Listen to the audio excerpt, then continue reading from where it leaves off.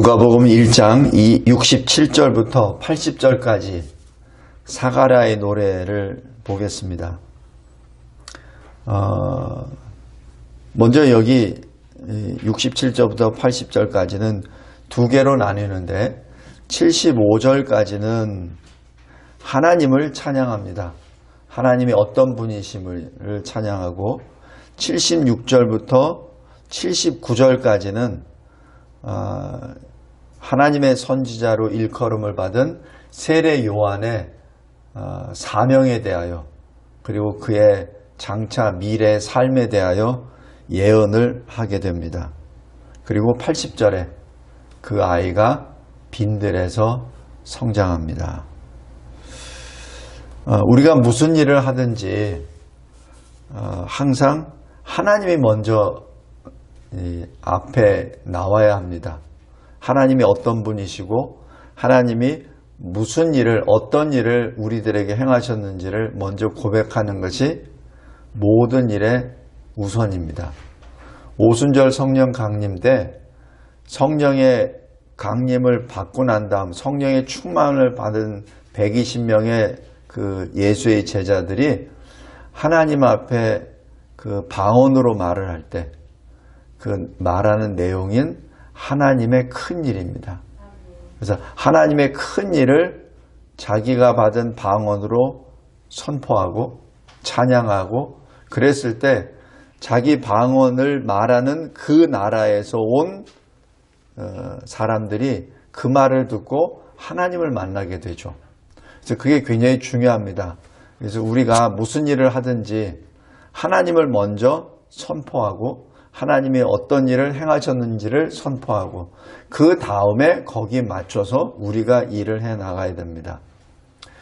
거라사 지역에서 만났던 군대 귀신 들린 자가 예수께 떠나가시는 예수께 나를 좀 데려가 주세요 라고 했었을 때 예수님이 하시는 말씀, 아니다. 너는 너의 가족에게로 돌아가라. 대신 주께서 너를 얼마나 불쌍히 여기셨는지 또 주께서 너를 어떻게 구원해 내셨는지 그것을 너의 가족들에게 전하라라는 사명을 주시죠.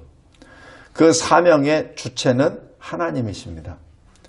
여기 사가랴가 예언을 하면서 75절까지 한 것은 바로 하나님이 어떤 분이신가라는 것을 여기서 신앙 고백하게 됩니다. 사가랴가 누구죠? 제사장입니다.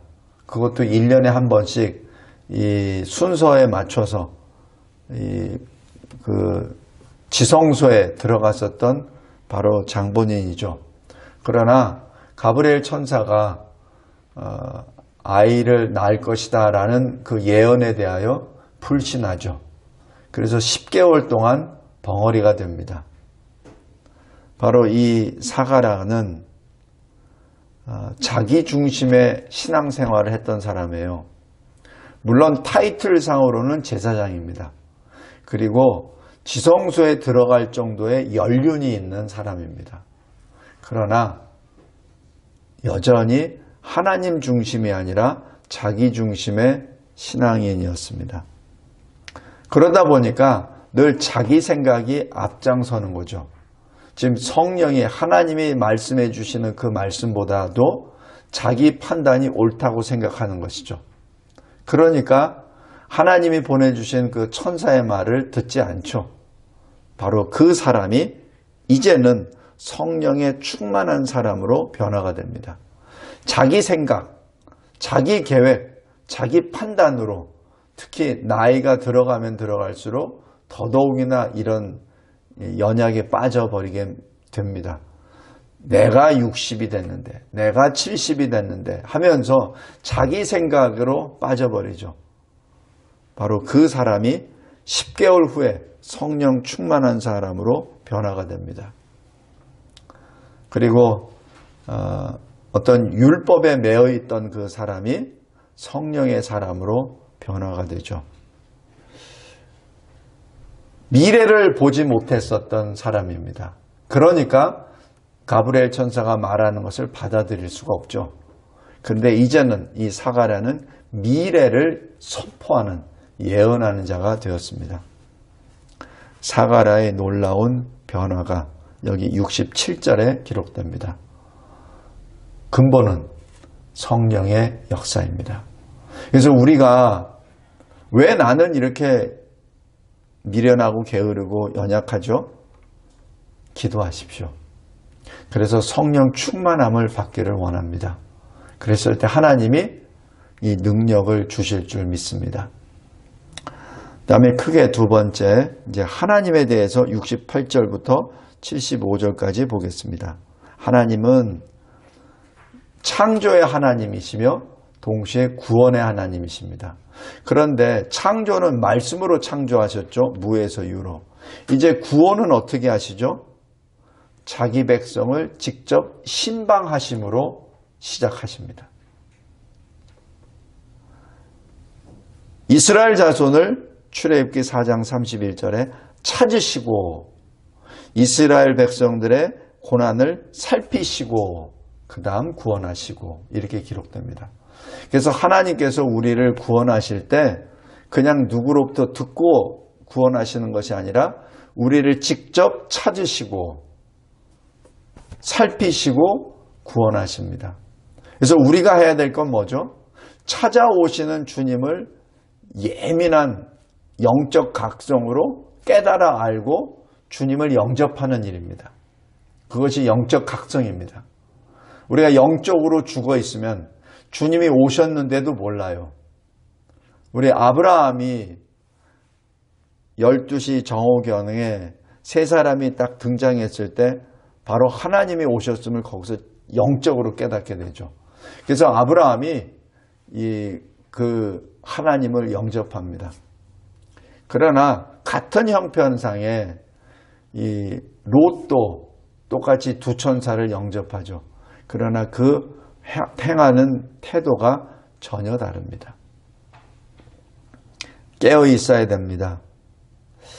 그 다음에 여기에 프린트물 나에 69절 보면 구원의 뿔이라고 기록됩니다.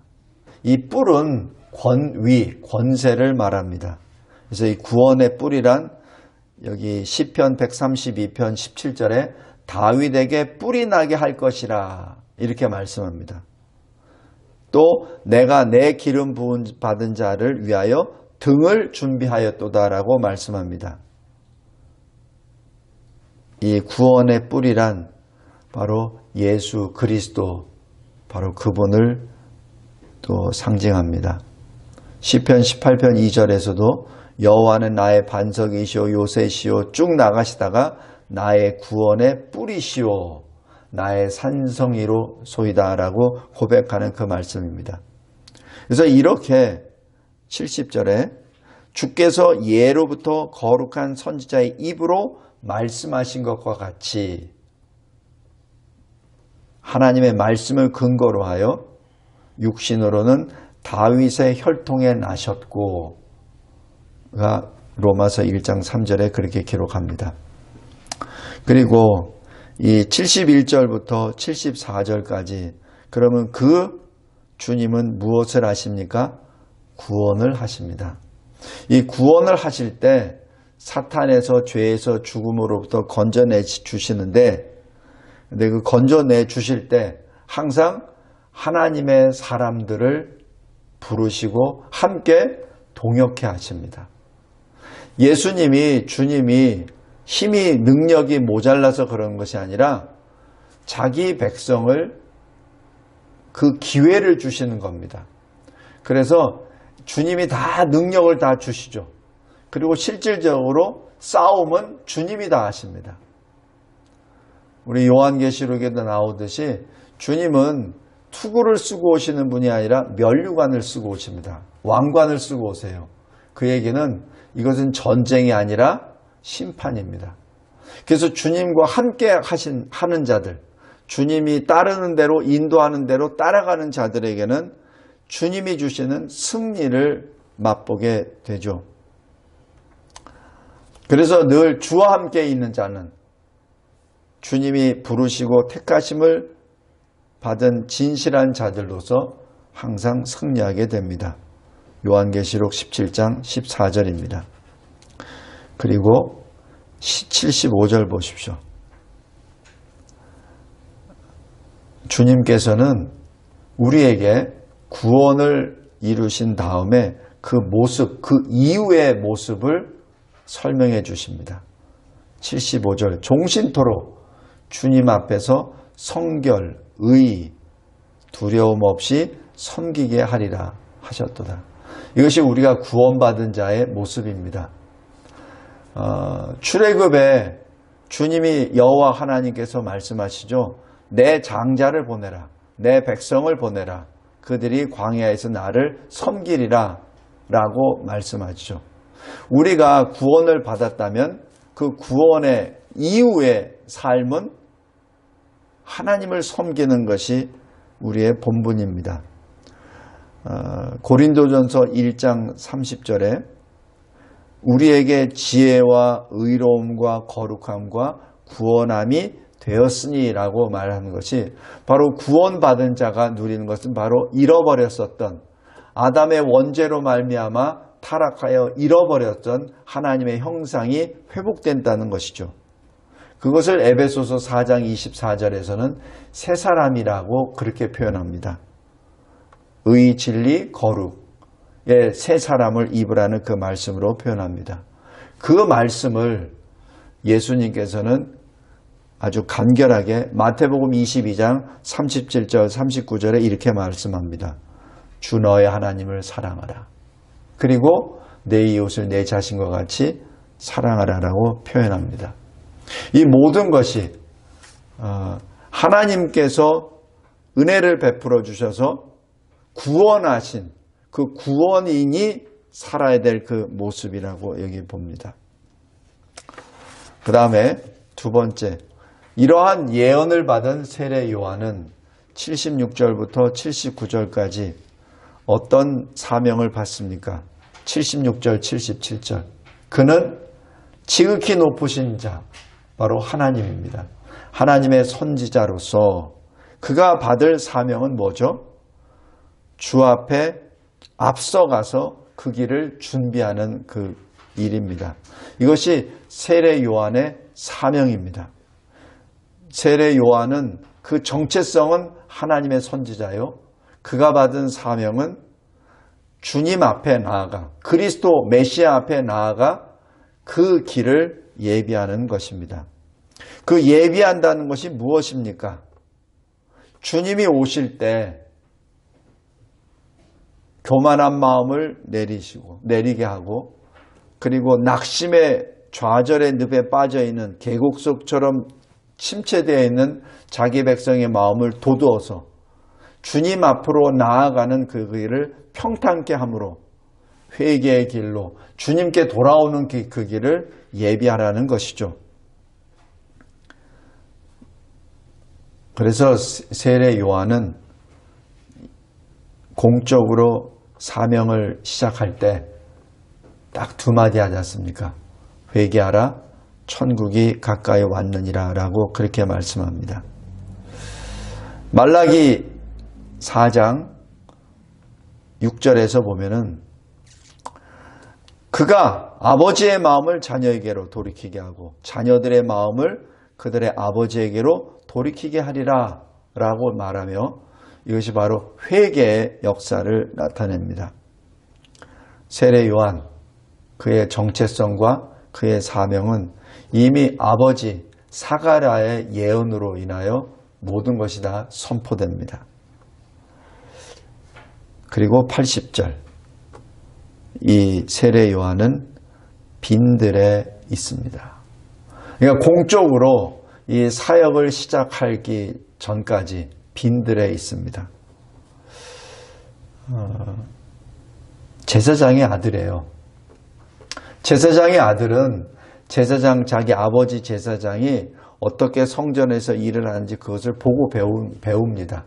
그래서 아버지가 옷을 어떻게 입고 그 다음에 제물을 어떻게 잡고 하나님께 어떻게 기도하고 하는 그런 것들을 배우는 사람이 바로 제사장의 아들들이에요.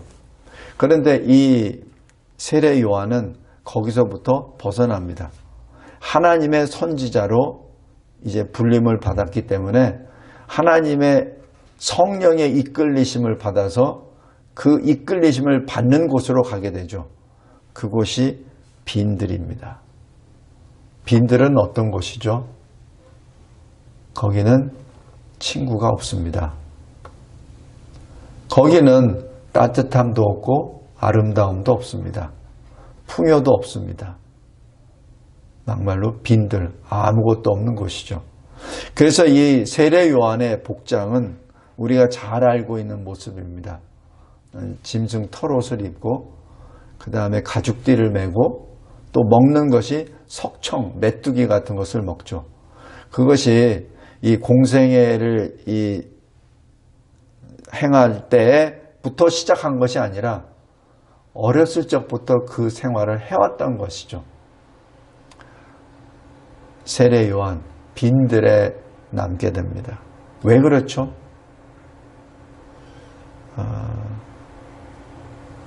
세상과 단절된, 세상과 구별된 삶을 살게 됩니다.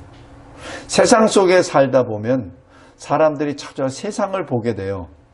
그래서 세상이 유혹과 시험을 받게 됩니다. 그러나 하나님께서는 이 빈들로 보내주셔서 온전히 주님만을 바라보게 하십니다. 히브리서 12장 2절처럼 우리를 온전케 하시는 주님만을 바라보라, 주 예수만을 바라보라는 그 말씀이 바로 이 빈들의 조건입니다. 아름다운 것도 사라지고 외롭습니다.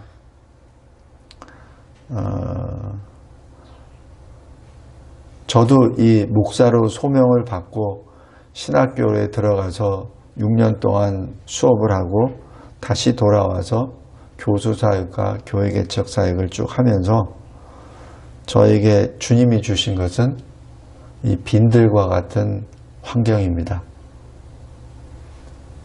아무도 찾아온 사람도 없고 또 무엇을 보는 것도 없고 오직 말씀밖에 보는 게 없죠. 그리고 하나님만을 생각하게 됩니다. 근데 참 하나님의 은혜가 그 가운데에서 외롭다라는 생각이 별로 없었어요. 그리고 이거는 좀 아닌데 라는 생각도 없었고 그냥 그 길이 그냥 좋았습니다. 그래서 미국에서도 6년이 그냥 굉장히 빨리 지나갔던 것 같아요. 근데 한국에 와서 현재 목회 현장에서 이렇게 뛰다 보니까 이 세상이 착착 눈에 보이잖아요. 또 사람들이 보이잖아요. 보이면서 왜 하나님께서는 나를 빈들에 보내셨는가 그것을 알겠습니다. 세상이 마음에 들어오면 하나님께 집중할 수가 없어요.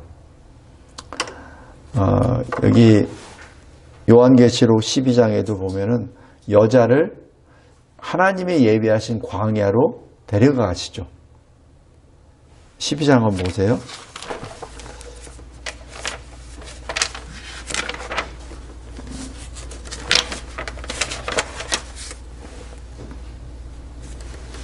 (12장) 14절에 보면 그 여자가 큰 독수리의 날개, 두 날개를 받아 광야 자기 곳으로 날아갑니다. 이 자기 곳은 뭐죠? 하나님이 예비하신 곳이에요.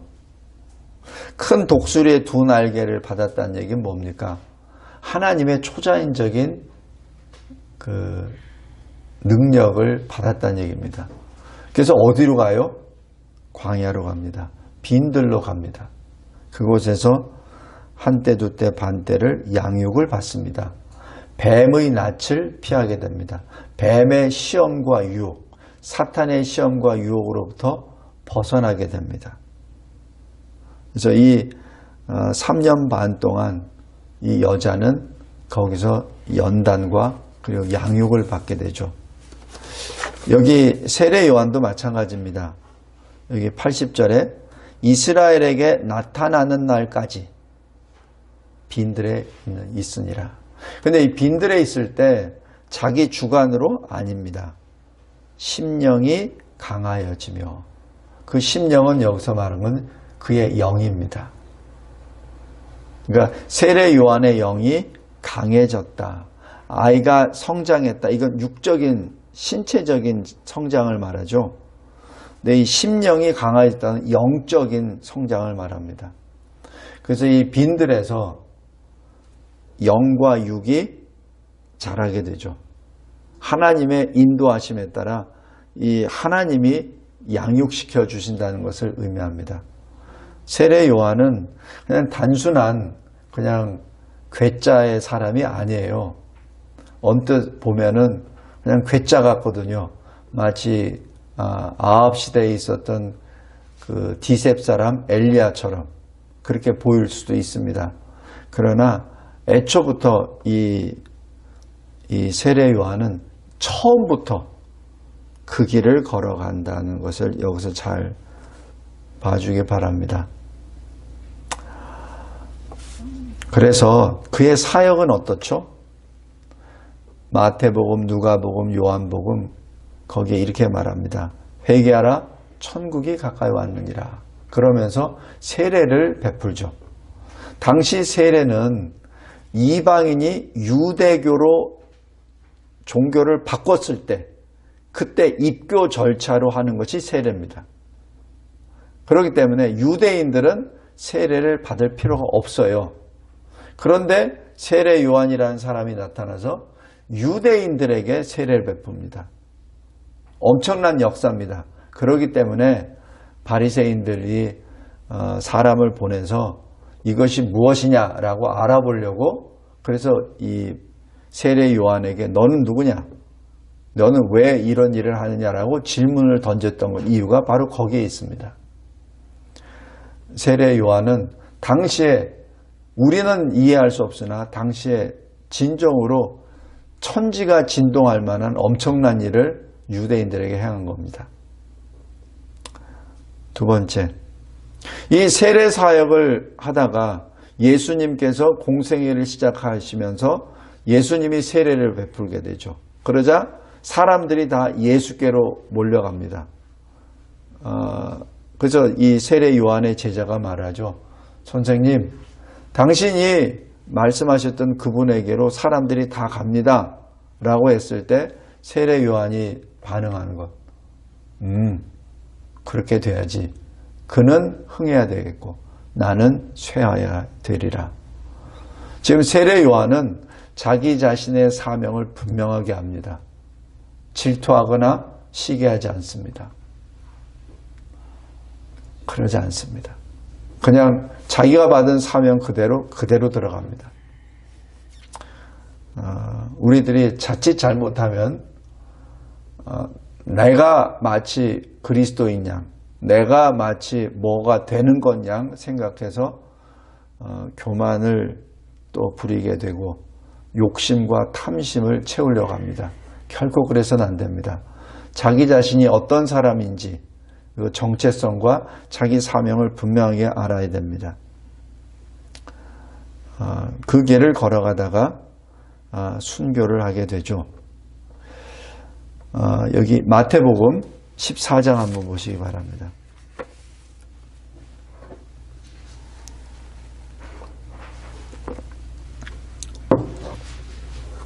3절 4절 보면 헤롯이 세례 요한을 죽입니다. 이유는 간음이죠.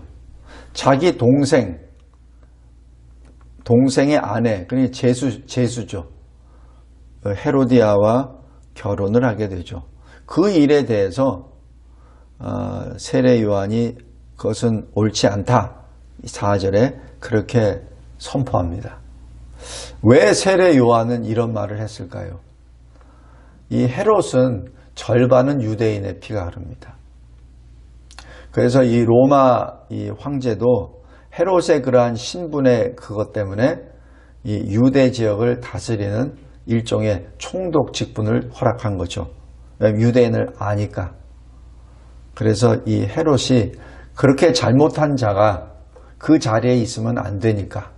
그래서 빨리 회개하고 정신 차리고 당신 왕 직분을 이 총독의 직분을 제대로 하라고 지금 말을 하는 겁니다.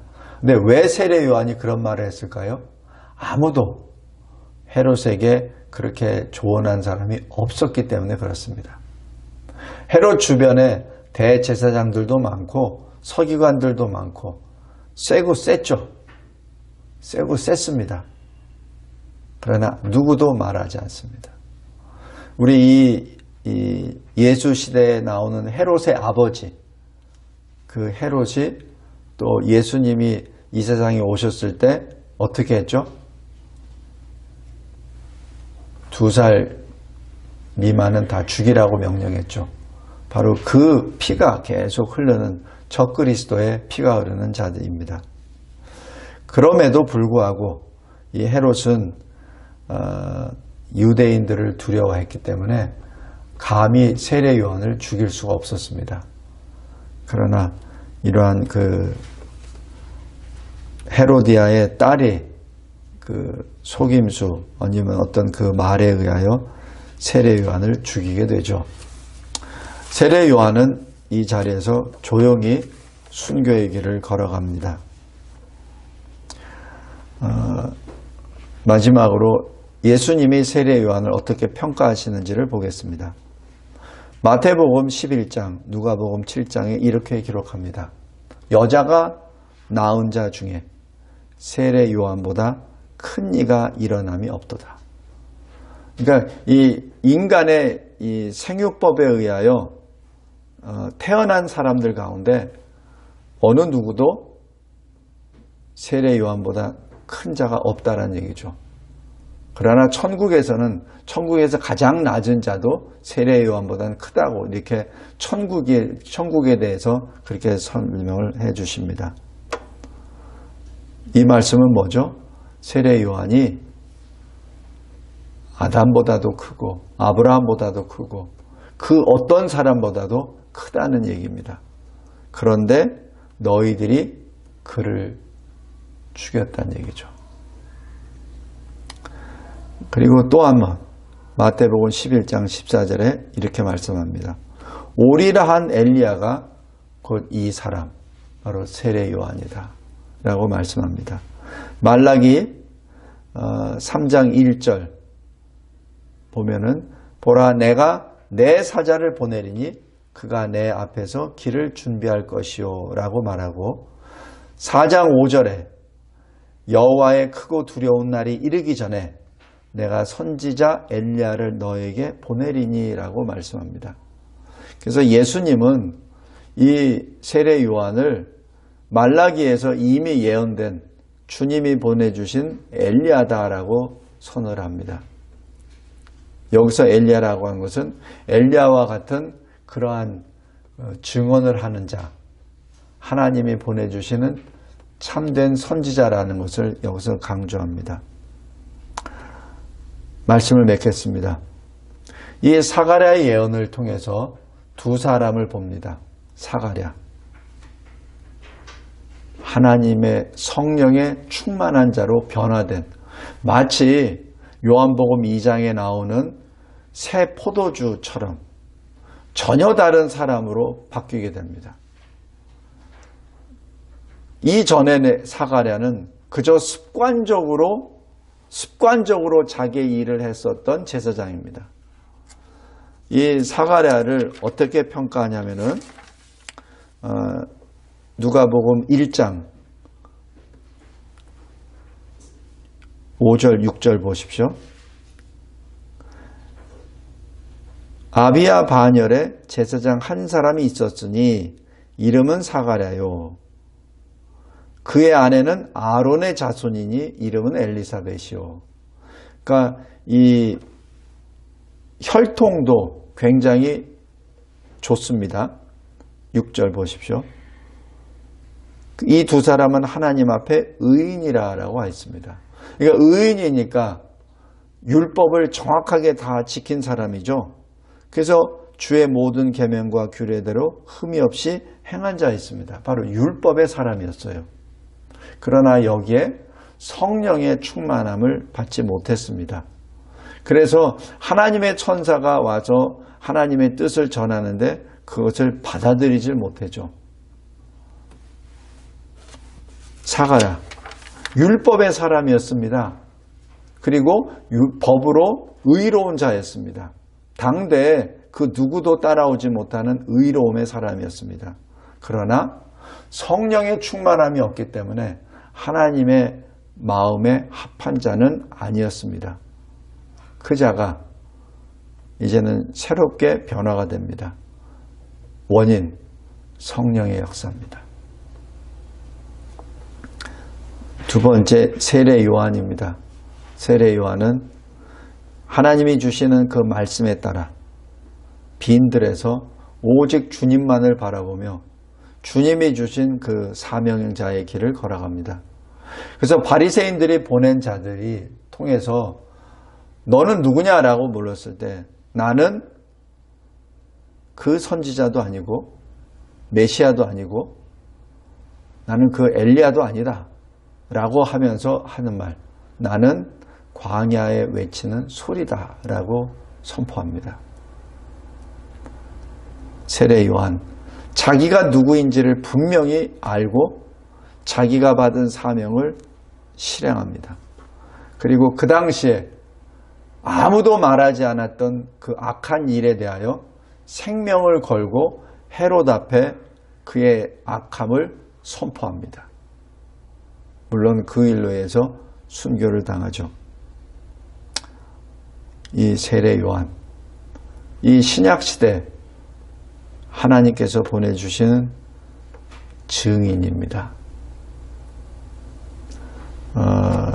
여기 요한계시록 11장 보십시오.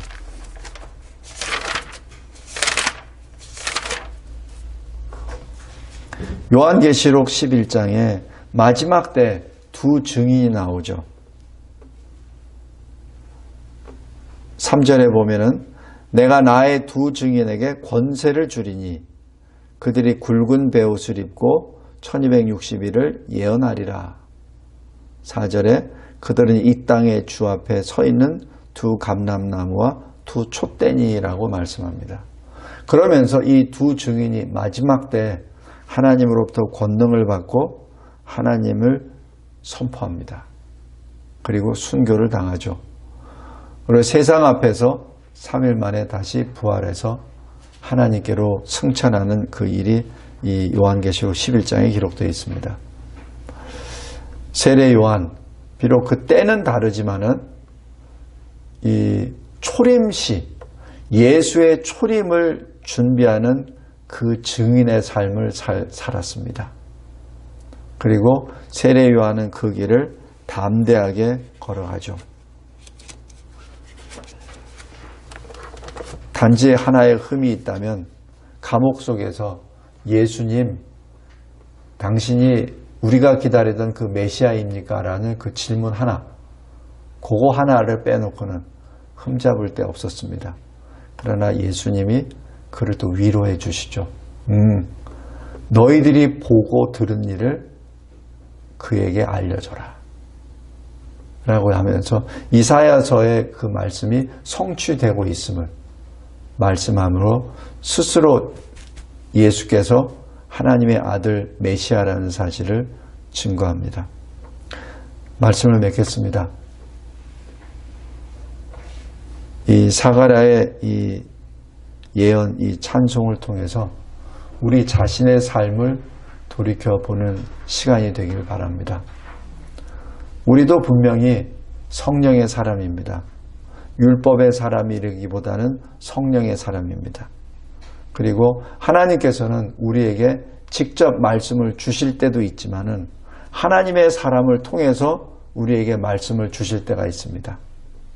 항상 깨어 있어 주님이 우리를 향하여 주시는 말씀을 받고 사가랴처럼 그리고 세례 요한처럼 주님의 뜻을 따라 순종하여 그곳이 빈들이 되었던 그곳이 어느 곳이 되었던 주님이 인도하신 대로 따라가는 저와 여러분이 되시기를 주님의 이름으로 기도합니다. 하나님 아버지 감사하고 감사합니다. 이 사가랴가 성령의 충만함을 입고 하나님 앞에 또 이 세상 앞에 시간을 초월하여 선포하는 이 말씀을 받고 우리가 걸어가야 될 길을 알려주시는 애 진심으로 감사합니다. 오직 주님만을 바라보며 주님이 주시는 말씀을 붙잡고 성령 충만함을 받아 하나님의 뜻을 정확히 깨닫고 하나님의 마음에 합한 그러한 순종의 길을 걸어가도록 인도하여 주옵소서. 예수 그리스도의 이름으로 기도드리옵나이다. 아멘.